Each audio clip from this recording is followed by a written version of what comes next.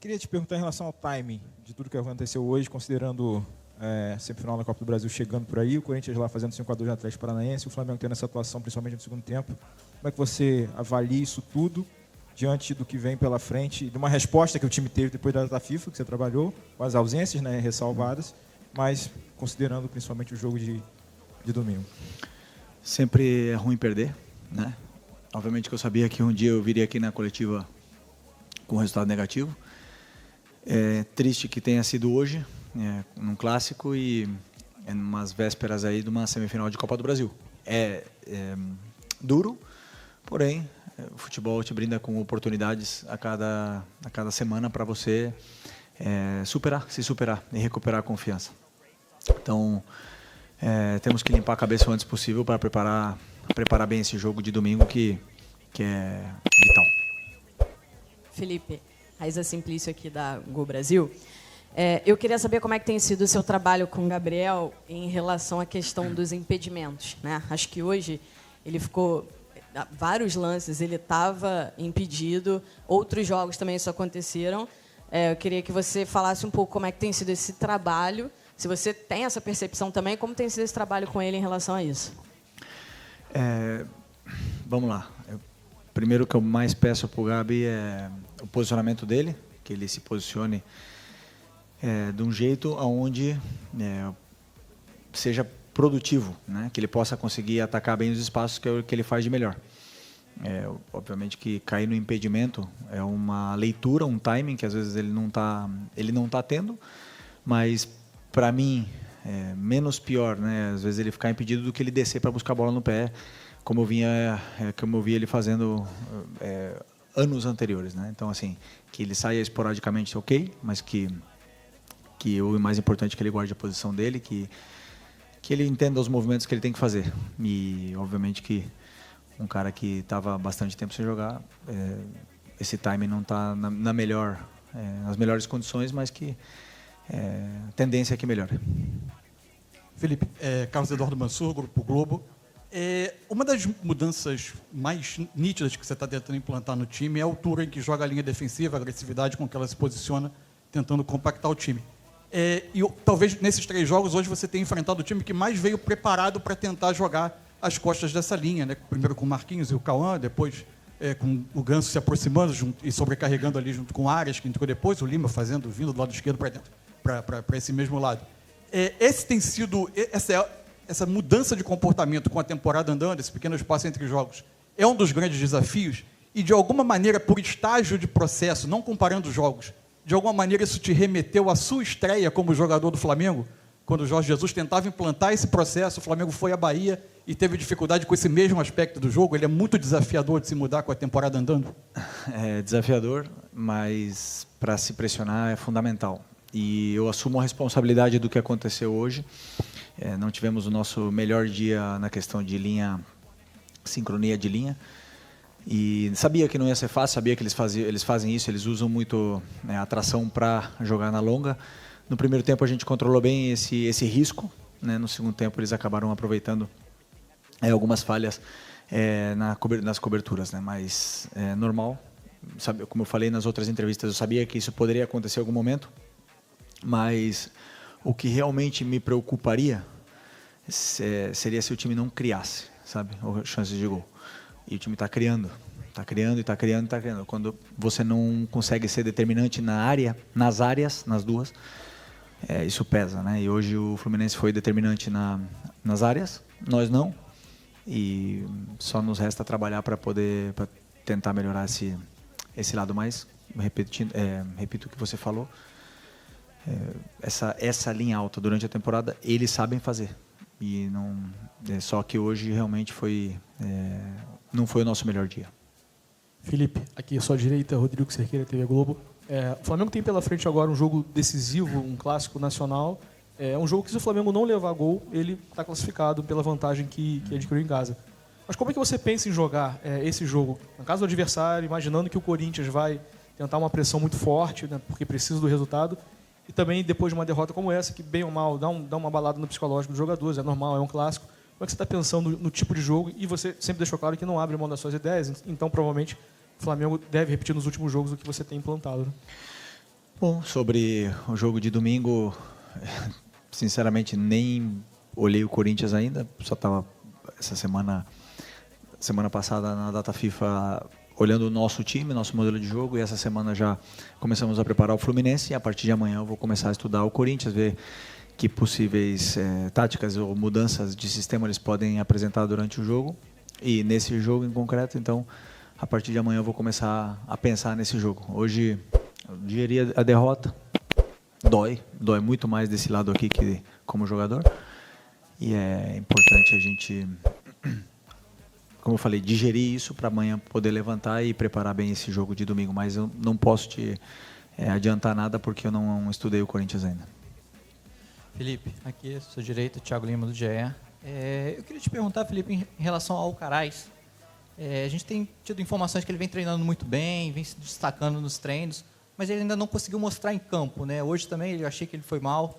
Você acha que o rótulo, por exemplo, de chegar como a maior contratação mais cara, né, da história do clube, pode estar pesando também psicologicamente para ele na hora de mostrar?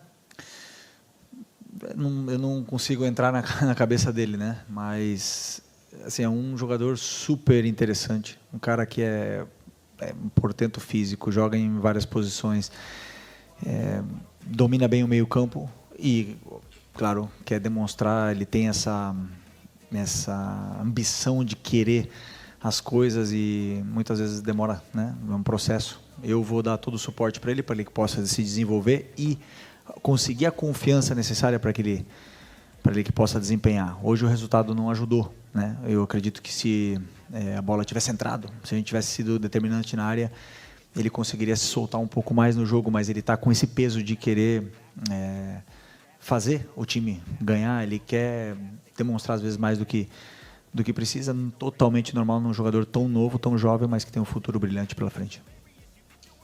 Felipe, boa noite. Boa noite. Guilherme Xavier da Trivela. Queria unir um pouco as perguntas dos colegas aqui para falar sobre a questão psicológica do Flamengo. Você deu uma entrevista quando o Flamengo foi eliminado para o Olímpia ano passado, na Libertadores, dizendo que o fator mental foi o principal para aquela eliminação. Hoje aqui no Maracanã eu vi o Alcaraz e outros jogadores frustrados, claro, com o resultado, com o desempenho. Como agora, como treinador, você acha que dá para recuperar essa confiança e fortalecer esse aspecto mental diante de uma decisão na Copa do Brasil? Primeiro que eu gosto que eles se rebelem, que eles sintam a derrota. Eu gosto que isso que tem que doer, tem que frustrar mesmo. Perder não é bom, né? Se me preocuparia se eu visse um vestiário agora rindo, e não vi. Vi um vestiário machucado, né? Então, e eu falei, eu sou o que mais estou com o coração doendo aqui sobre essa derrota. Mas, como eu falei, para retomar a confiança, o modelo de jogo claro, eles têm que ter claro na cabeça deles o que eles vão fazer, o que eles têm que fazer no campo durante o jogo. E se o resultado e o bom jogo vier, a confiança volta rápido, né? Então é uma questão de chegar no jogo de domingo da melhor forma para poder vencer. Boa noite, Felipe. Bruno Castanha. Na sua avaliação, o que você acha que foi tão diferente do primeiro tempo, onde o Flamengo foi dominante, criou várias situações, e no segundo tempo não conseguiu criar, foi dominante, tomou 2 gols ali praticamente iguais pelo mesmo lado? E se me permite, sobre o Léo Ortiz, logo que você assumiu, você promoveu a entrada do Léo Ortiz na zaga, né, nesses 2 jogos, foi muito bem. Hoje você traz o Léo Ortiz para volante, volta com o Fabrício Bruno e depois ainda substitui o Léo Ortiz durante o jogo. Queria que você comentasse um pouquinho sobre isso. Obrigado. Vou começar pelo Léo. Okay. O Léo foi... primeiro, como eu falei na outra entrevista, quando a gente venceu, que tem os zagueiros de seleção brasileira, né? Não só o Léo Ortiz e o Fabrício, senão que o Léo Pereira também poderia perfeitamente, e o Davi também já foi muitos anos na seleção brasileira. Então eu tenho os zagueiros de seleção brasileira. E eu imaginei um jogo hoje, quando eu estudei o Fluminense, que uma entrada do Léo na construção me daria uma melhor saída de jogo nessa posição, e eu conseguiria romper a pressão do Fluminense nesse primeiro bloco alto que eles fazem, pelos jogos que a gente estudou, né? Claro que faltou ajustar um pouco mais a posição dele, talvez ele não estava posicionado do jeito que eu gostaria que ele tivesse, E acabou que não deu certo. Como eu falei, a responsabilidade é toda minha, né? Se tivesse, como é que eu falei, se a gente tivesse sido determinante na área, estaríamos falando que tinha dado certo, mas não deu certo e eu assumo a responsabilidade dessa decisão. O Léo é um jogador fundamental, importantíssimo para mim, como é o Fabrício, e eu quero que eles compitam entre eles, porque é assim que eles vão crescer. E para domingo eu vou ver quem está melhor para começar. E o primeiro tempo. Pois é, o primeiro tempo foi um primeiro tempo onde a gente controlou bem o jogo e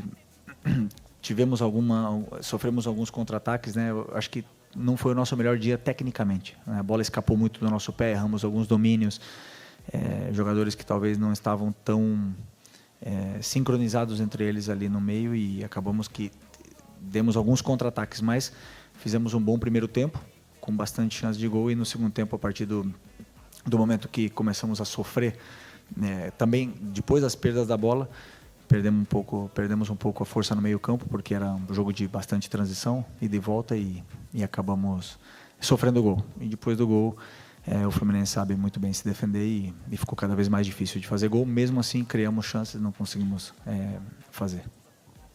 Aqui, Felipe, boa noite. Boa noite. Marcos Martins, do canal Deca SRN. Eu queria te perguntar, o Flamengo vinha de 2 atuações bem qualificadas, assim, o Flamengo conseguindo repetir padrões ofensivos e defensivos, e hoje, como você mesmo falou, as coisas não funcionaram tão bem, em especial no segundo tempo. O Flamengo teve as ausências do Gerson e do De La Cruz, com a Arrascaeta também entrando no segundo tempo já com a desvantagem do placar. Você observou ou observa uma certa dependência do Flamengo, técnica e criativa, desses 3 jogadores, De La Cruz, Gerson e Arrascaeta, para conseguir contribuir mais na criação? Não dependência, né? Mas quando você tem jogadores, como é que eu diria, importantes no nível mundial, se você não tem, claro que esses jogadores não estão, o time pode sentir, mas eu não acho que isso tenha sido uma desculpa. Eu acredito que com o elenco que estava hoje e com os jogadores que estavam hoje no campo, a gente teria todas as condições de ganhar do Fluminense. Como eu falei, isso não é uma desculpa. Confio plenamente nos jogadores que entraram no campo hoje. Acabou que o resultado parece que está todo mundo horrível e todo mundo é ruim. Mas eu sei do que eles são capazes mas repito, Gerson, Eric, Nico e todos esses são jogadores internacionais e grandes e claro que sempre vão fazer falta em qualquer time que eles joguem. Boa noite, Felipe e Vinícius, canal Vini Rubro Negro. Você falou da criação de chances do Flamengo, mas no segundo tempo o Flamengo foi pouco efetivo, né? Finalizou até, mas o Fábio fez apenas uma defesa. Queria saber como você tem pensado as alternativas para jogos como esse, em que o Gabigol acaba não conseguindo render tanto. Hoje entrou o Lohan na vaga do Gabigol, o Plata também joga um pouco centralizado, e hoje o Carlinhos, que é um atacante de origem, acabou não entrando. Queria saber como você tem pensado essas alternativas. Antes do jogo, eu penso em todas as possibilidades. Estou falando perto. Se a gente estiver ganhando, se estiver empatando, se estiver perdendo, se algum jogador é expulso, eu penso em tudo. E durante o jogo eu vou vendo como ele vai se desenvolvendo, esses jogadores, e o que o jogo pede, né? Hoje tínhamos alguns jogadores que não estavam em condições de começar, tinham muitos jogadores que não estavam em condições de jogar 90 e alguns jogadores que teriam que sair durante o jogo, né? Mas eu preparo possíveis trocas de estrutura para se precisar mudar alguma coisa. Mas eu imaginava que no final do jogo, por exemplo, quando já estava 2-0, que o Fluminense baixou o bloco, a gente estava conseguindo entrar, a gente estava conseguindo chegar, porém, claro que não estamos, como eu falei, não estamos na melhor forma técnica. Estava escapando um pouco a bola, os domínios, o último passe, o último cruzamento. Isso aí faz com que não sejamos determinantes nas áreas. Então, quando você não faz o gol, isso frustra cada vez mais, você vai acabar correndo e o risco é maior. Mas o único caminho que eu posso falar para você é que o meu trabalho é levar eles até lá. O meu trabalho é tentar fazer com que o time chegue até a área. E ali a qualidade técnica que vai definir. E eu posso ajudar isso aí para eles poderem treinar cada vez mais e a bola vai acabar entrando, uma hora ou outra. Felipe, aqui boa noite, Gabriel Afoca na Paparazzo Rubro Negro. Felipe, quero te fazer uma pergunta que pode até mesmo voltar um pouco naquela parte psicológica que eles falaram mais cedo, que é por que o Flamengo costuma ter tanta dificuldade nos jogos que são logo após as pausas na data FIFA? Você que já esteve lá no vestiário como jogador, hoje como técnico, várias vezes, né, a gente vê o Flamengo com essa dificuldade, não sei se é uma questão psicológica, se é um time que está acostumado a ter esse calendário maior e por isso, quando tem uma pausa, pode ser que acabe voltando um pouco mais frio, os adversários têm mais tempo para preparar. Queria que você explicasse, se possível, não sei que é meio complicado explicar assim, mas por que na maioria das vezes o Flamengo volta tendo muitas dificuldades depois dessa data FIFA? Obrigado. É bom, interessante, né? Eu lembro que ano passado perdemos um jogo depois da data FIFA, acho que foi o Bragantino, eu ainda estava como jogador, e esse ano foi a minha primeira experiência e eu vi meu time correndo no primeiro tempo, vi meu time fazendo tudo o que eu pedi, vi eles se dedicando, lutando e bem fisicamente. O jogo levou a essas circunstâncias com que o time perdesse, né? Mas não diria que foi pela data FIFA, poderia ter acontecido em qualquer momento, né? Então, até mesmo porque foram treinos bons, tivemos muito tempo para treinar e preparar esse jogo, e eu acho que tudo saiu como a gente planejou. Infelizmente, o resultado não foi o que queria. Boa noite, Felipe. Aqui, Sidão Marinho da Litoral News. A gente viu o Corinthians hoje vencer por 5-2 o Atlético, o Flamengo perder. Na sua visão, esses resultados podem influenciar no jogo do próximo domingo? E qual o peso que você vê desse jogo? Já que, se o Botafogo amanhã vencer, o título brasileiro fica bem distante. Qual o peso que você vê para a temporada nesse jogo do domingo? Obrigado. Claro que, como eu falei na outra pergunta, né, que é importante sempre tentar vencer. Qualquer jogo, já seja amistoso, jogo de pré-temporada, carioca, o Flamengo sempre entra no campo para vencer. E quando se perde aqui, a derrota dói muito porque a gente escuta e vê as críticas, se vive muito o Flamengo, né, quando você está dentro do Flamengo. Então, claro que não é o melhor momento para perder um jogo, mas como eu falei na outra pergunta também, o futebol te brinda com uma oportunidade de você sair dessa derrota e ganhar no domingo. E nós vamos para São Paulo para ganhar o jogo. Nós queremos ganhar esse jogo contra o Corinthians. Não vamos para segurar o resultado, não vamos para se defender, vamos para ganhar o jogo. E a partir daí que vença o melhor. Eu acho que mentalmente zera, e quando entrar no campo é um jogo novo e tenho certeza e confio muito nos meus jogadores. Professor, as últimas duas aqui. Ok. Oi, Felipe, tudo bem? Bem. David Sharp, do Antenados na Jogada. Você até falou, reparei, que o time fez tudo que você pediu no primeiro tempo, correu muito. Mas no segundo, acho que não, né? Até porque você não falou e deu para perceber uma queda muito grande, até, não sei se física, não sei se anímica. No segundo tempo, o time, até nos gols que levou, parecidos, a entrada na área para marcar, enfim. Queria que você explicasse isso e também, se você puder, sobre jogo posicional, que é um grande tabu no futebol brasileiro, né? O que você acha do jogo posicional? Porque falam que o Flamengo não dá certo com o jogo posicional e, enfim, é uma discussão longa isso aí. Uhum. Ok. O primeiro tempo, imaginamos um Fluminense impressionante, mas imaginamos um Fluminense onde eles vinham tentar tirar a bola da gente. Não acabaram sendo tão agressivos na pressão e todas as nossas saídas acabaram sendo facilitadas, mesmo usando um pouco o Rossi e demorando um pouco na circulação. Nossa intenção foi corrigir essa velocidade de circulação e, a partir daí, esse foi o recado do intervalo, né? Tentar corrigir detalhes táticos do time, mas eu acredito que, a partir do gol, o time acabou desandando um pouco, né? As trocas, eu já tinha, como eu falei, já tinha pensado nas trocas antes. Tinha jogadores que não podiam jogar 90 minutos e tinha já trocas já pré-determinadas antes do jogo, mas não é que não acabaram melhorando, senão não acabaram dando soluções para o time que o time precisava naquele momento, né? Então, acredito que foi sistêmico, foi todo mundo que acabou no segundo tempo vindo para baixo, mas não parou de lutar e não parou não desistiu até o último minuto, né, nesse caso. Então isso me deixa, desculpa que eu tenho, então como eu falei, fez o que eu pedi, lutaram até o final, o resultado não veio, eu me sinto orgulhoso dos meus jogadores. Do jogo posicional, existe jogo posicional e o jogo de posição, né?